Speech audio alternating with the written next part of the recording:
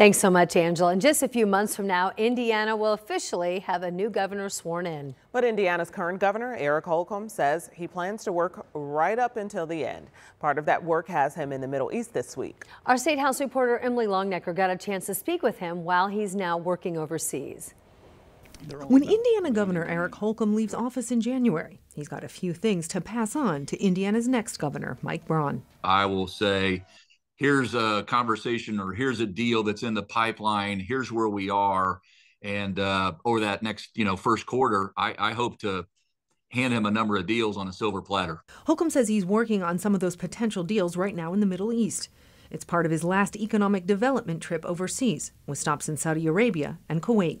I've already made phone calls back to Indiana today to certain companies saying, we talked about you today. I don't know if your ears were burning, but we were talking about potential growth opportunities for Indiana companies in Saudi Arabia and in Kuwait. Major General R. Darrell Lyles, the head of Indiana's National Guard, is also on the trip.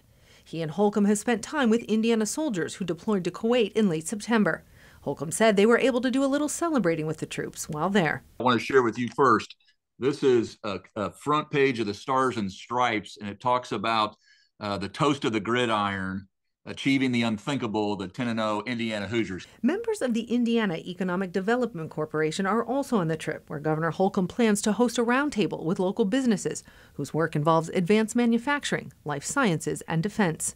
According to the governor's office, Indiana exported $28 million in goods to Kuwait last year, including plastics, rubber, and transportation equipment.